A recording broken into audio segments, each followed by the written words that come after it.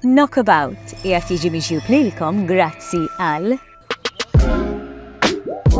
Esprit. For the love of food, Golden Drop. This is the new Seat Arona. At Continental Cars. Ommima, nutrienti u konvenjenti. Orienta. Kickstart your breakfast the right way with Alpro No Sugars. Waqt Knockabout Sicilia tal-lum ħammorru fl-iktar puntoli ta' Sqallija. Ħammorru fuq muntanja vulkanika li meta tisma' isimha mill-ewwel taħseb fil-gżira ta' Sqallija. Ħankunu 11,000 piet il fuq mill-livell tal-baħar u ħanżuru wkoll xi bliet li jinsabu fih din il-muntanja.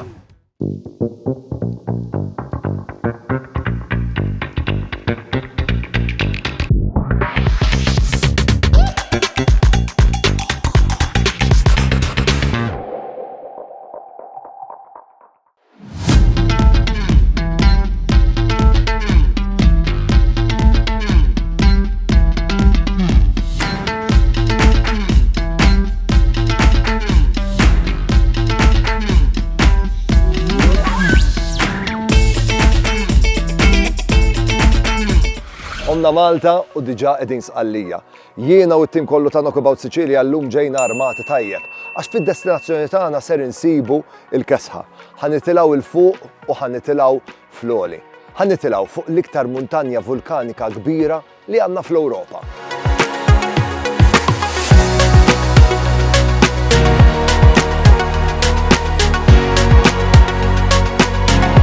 L-Etna, vulkan massif li jiddomina l-kosta kollha tal-Lvant ta' Sqallija u wieħed mill-aktar vulkani attivi fid-dinja.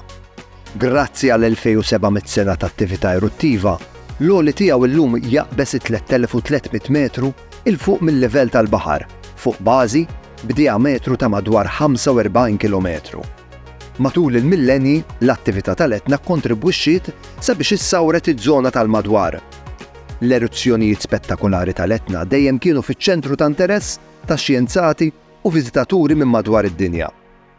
L-eruzzjonijiet tal-Etna iseħħu kemm fil-quċċata fejn bħalissa hemm 4 craters kif ukoll mill-ġnub sa għoli ta' ftit mijiet ta' metri il fuq mill-livell tal-baħar.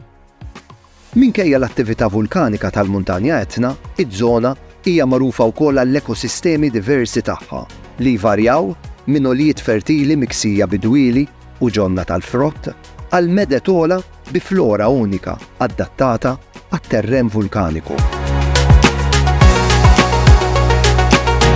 Badda triq fid-direzzjoni ta' Catania biex inkun preċiż għal Nicolosi, daqs siegħa u nofs sewqan minn Pozzallo. Nicolosi hija belt vulkanika fuq l-għoljiet tal-muntanja Etna, mimlija b'siti ta' interess artistiku u reliġjuż. Nicolosi huwa wkoll il-punt ta' tluq għal ħafna viżitaturi li jażlu li jgħixu avventura fuq il-vulkan Etna. Għadna kemm naslu Nicolosi, belt li qiegħda fil-qiegħ il-muntanja Etna, belt vulkanika li tul l-istorja tagħha ġerbet diversi terremoti kif ukoll diversi eruzzjonijiet.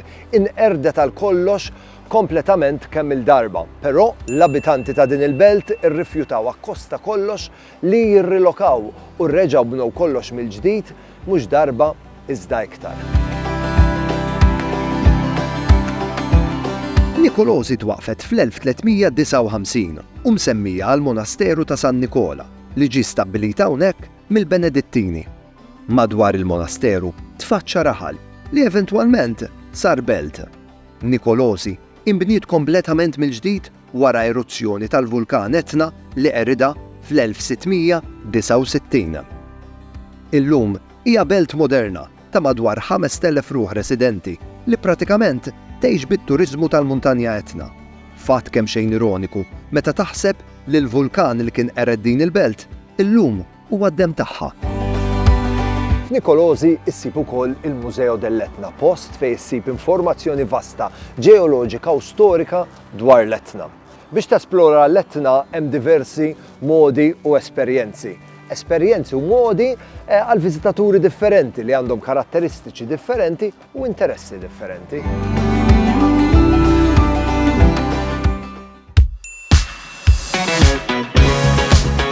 Ta' kull sena miljuni ta' viżitaturi jażlu li jesploraw il-muntanja vulkanika Etna. Kull staġun tas-sena joffri l-faxxinu tiegħu fuq din il-muntanja tant popolari. Il-maġġor parti jażlu li jesploraw il-muntanja flimkien ma' gruppi organizzati taħt it-tmexxija ta' gwida. Mod informattiv kif tesplora l-Etna. Esperjenza li tkabbarlek l-arfin kemm dwar il-ġeoloġija, l-istorja u anke l-flora u l-fawna lokali ta' dan il-vulkan. Normalment, dawn iż-żjarat jinkludu waqfiet f'punti ta' eruzzjoni, erin tal-lava u waqfiet f'punti panoramiċi mill-isbaħ. Għal dawk iktar atletiċi, l-Etna għandha bosta modiji tal-mixi. Il-modiji jadduk minn foresti, eliqi tal-lava u pajsaġġi vulkaniċi. It-tluħa s-summit teħtieġ livelloli ta' kundizzjonijiet ta' temp tajba u ħafna drabi issir bi gwida. Iż-żoni elevati tal-Etna jistgħu jiġu milħuqa wkoll bil-funikular u jekk disponibbli vettura off-road. Dan il-mod jippermettilek tilħaq iż-żoni li huma meqjusa komplessi u ta' sfida biex jintlaħqu bil-mixi. Xi viżitaturi jażlu li jesploraw l-oljiet vulkaniċi f'dawl differenti matul ix-xhur kesħin. Fix-xitwa l-ogħla punti tal-Etna jiġu miksija bil-borra u hekk joffru opportunitajiet għad-dilettanti tal-isport tal-skiing.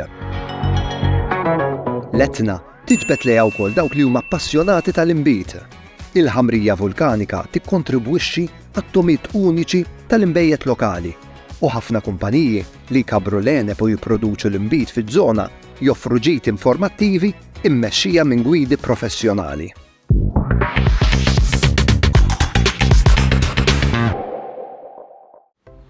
Hey, int, isma' ftit. Aħna ta' Knockabout Sicily qed niċċelebraw l-imħabba biċ-ċikkulata flimkien ma' Dirty Cow Chocolates. Idħol fuq il-paġna ta' Facebook jew Instagram u minn bonnici.tv. Sib ir-ritratt tiegħi flimkien ma' Dirty Cow Chocolates u għejdilna naqra minnu l-ikbar chocolate lover fost il-ħbib tiegħek. Kull ġimgħa ser ikonna rebbieħ. Qed nistenna minn għandek.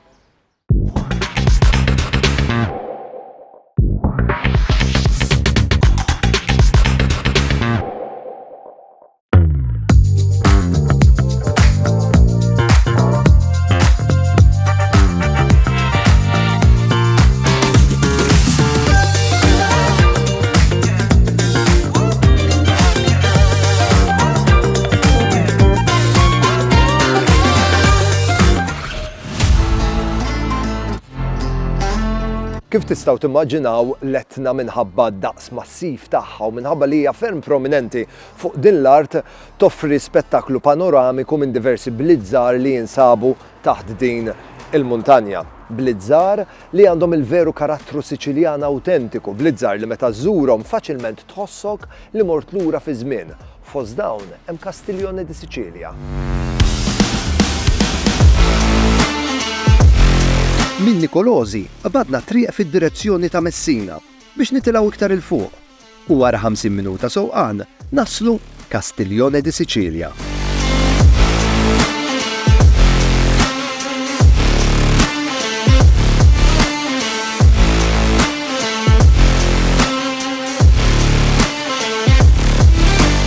Din hija l-Knisja ta' San Mark li nbniet fi żmien in-Normanni. Dawn il-knejjes kollha f'belt daqshekk żgħira bħal Castiglione di Sicilia hija xhieda ta' kemm ir-reliġjon kienet importanti għall poplu Siċiljan.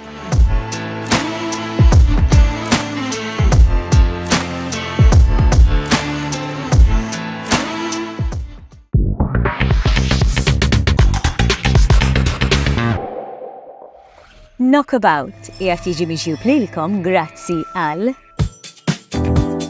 United Colors of Benetton. If it's bacon, it's Fior di Vita. This is the new Seat Arona. At Continental Cars. Ommima, nutrienti u konvenjenti. Orienta. Kickstart your breakfast the right way with Alpro No Sugars.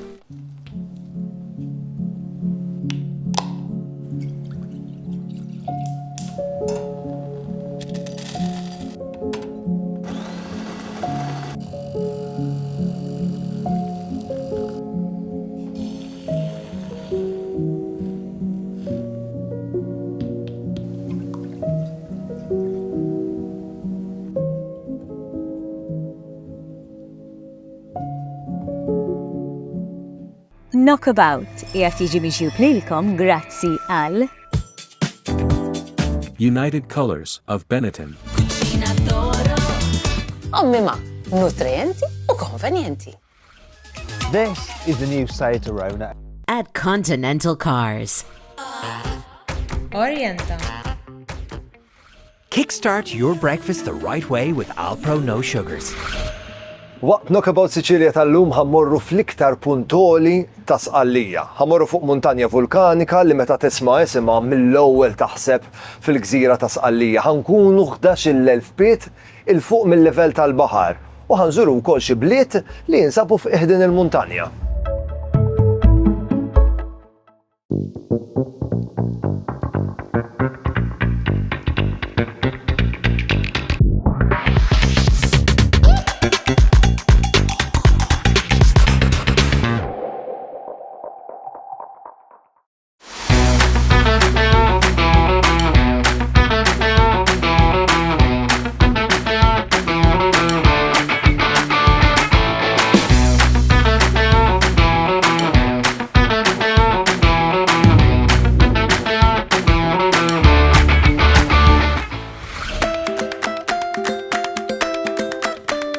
Kif tistgħu timmaġinaw l-Etna minħabba d-daqs massiv tagħha u minħabba li hija ferm prominenti fuq din l-art toffri spettaklu panoramiku minn diversi blizzar li jinsabu taħt din il-muntanja. Blizzar li għandhom il-veru karattru Siċiljan awtentiku, blizzar li meta żżurhom faċilment tħossok li mort lura fi żmien.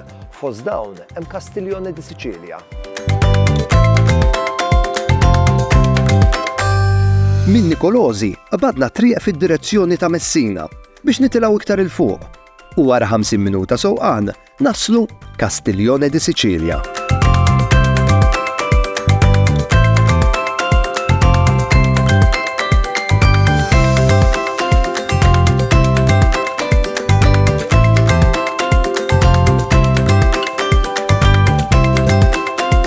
Castiglione di Sicilia mibnija fuq l-oljiet fit-tramuntana tal-Etna. Jinsab fiċ-ċentru tal-wiet li xmara Alcantara qatet bejn Randazzo u Taormina. Meta wieħed ħares mill-bogħod, Castiglione di Sicilia huwa raħal arkitipiku klassiku tal-oljiet bid-djar żgħar tiegħu mibnija mal-oljiet. Il-qalba ta' kull raħal hija l-pjazza u fil-każ ta' Castiglione di Sicilia din hija Pjazza Laurea.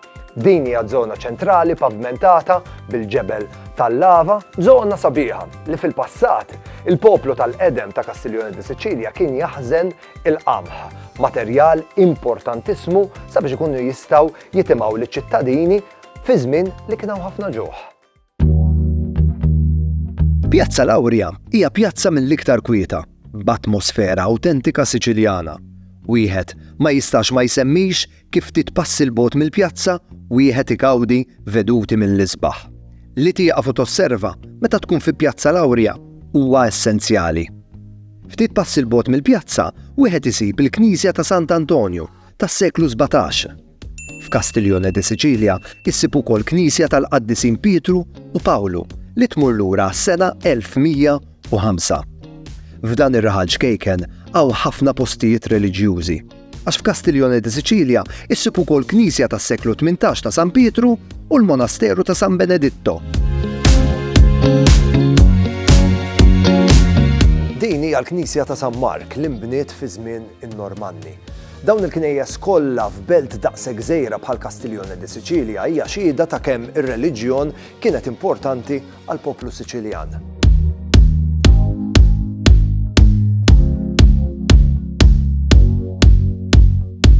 Dan it-torri huwa l-veru simbolu ta' Castiglione di Sicilia. Torri tal-ġebel Ramli, mibni bejn is-seklu 12 u 14. Aktarx parti minn fortifikazzjoni aktar komplessa, magħrufa bħala ċittadella. It-torri kien barra l-belt u x'aktarx kienet l-ewwel fortizza li mbniet minn Federiku t-tielet, re ta' Sqallija, meta ħalura l-fedu minn Ruggero di Laurea fl-1301. L-Etna hija l-art ta' Nerello u Cataratto, enba indiġena li tikber f'din iż-żona biss. Għalhekk Castiglione di Sicilia hija waqfa obbligatorja għal min jażel li jagħmel ir-rotta tal-inbit tal-Etna.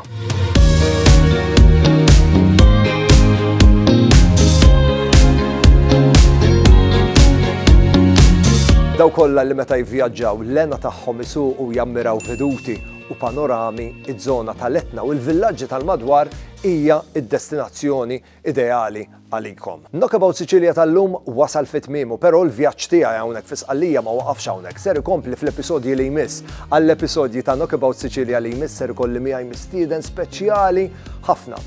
Allum insellmilkom u nfakkarkom tipparteċipaw f'kompetizzjoni li għandna għaddejja fl-imkien ma' Flexies Fortify. Irridu narawkom tiċċaqalqu, irridu narawkom tagħmlu l-isport, ibatuli r-ritratt tagħkom waqt li qegħdin tagħmlu l-attività fiżika permezz ta' Facebook jew inkella Instagram owenbonnici.tv. Niltaqgħu għal Knockabout Sicilja li jmiss. Saħħa!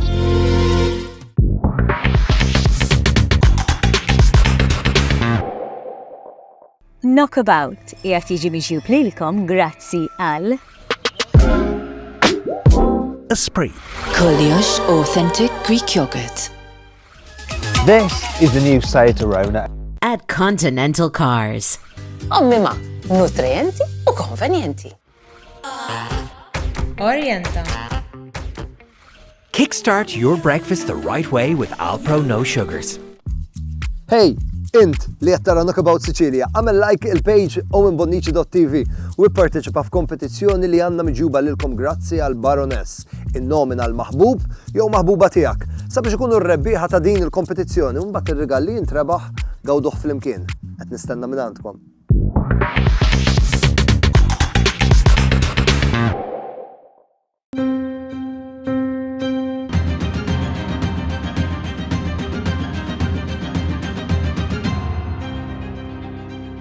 Il-kelma katakombi ġejja mill-kelma Latina catacumbe. Illum, it-terminu jintuża li poġej taħt l-art kollha, speċjalment dawk li huma mħaffra matul il-perjodu Ruman tardif. Il-liġi Rumana kienet tipprojbixxi t-tfin fil-limiti tal-belt. Allura, dawn l-oqbra u katakombi dejjem kienu jinsabu barra l-ħitan tal-belt. Il-fosores, dawk li ħafru l-oqbra u l-katakombi, għażlu postijiet fejn hemm ġebel artab fil-wiċċ. Hawnhekk, fil-katakombi ta' San Paolo, huma sfruttaw saf tal-blat imsemmi tal-imtarfa, saf artab fil-qawwi ta' fuq. Il-lokoli huma qatat ġol-blat simili għal xkaffa, kienu oqbra komuni ħafna. B'differenza minn postijiet oħra bħal Fruma u fi Sqallija, hawn f'Malta dawn it-tip ta' qabar intuża bissa tfal u trabi. Il-menora huwa gandlir b'7 ferat. Dan is-simbolu tipiku jindika l-preżenza tal-lud jew ritwal ludi.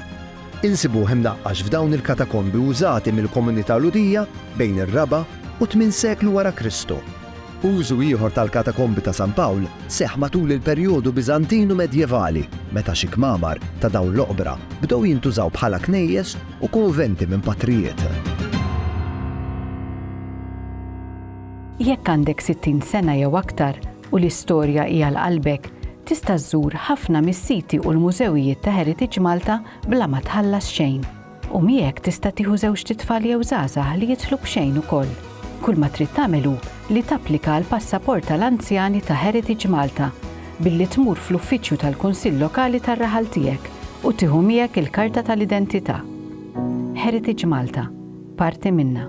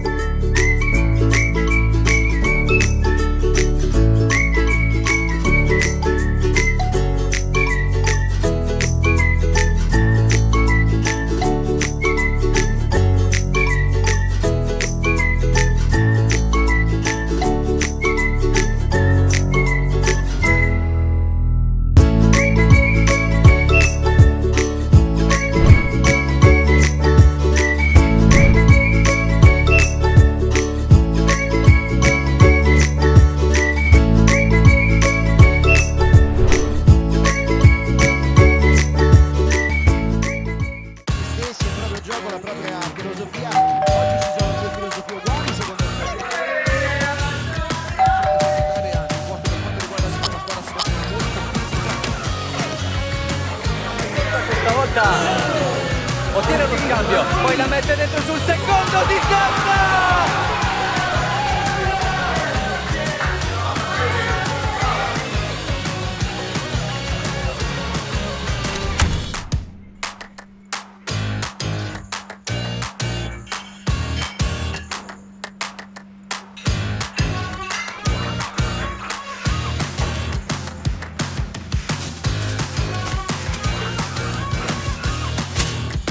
dak li tagħmel illum se jissarraf ġid għada. Uliedna jixraq ilhom ambjent b'saħħtu u nadif.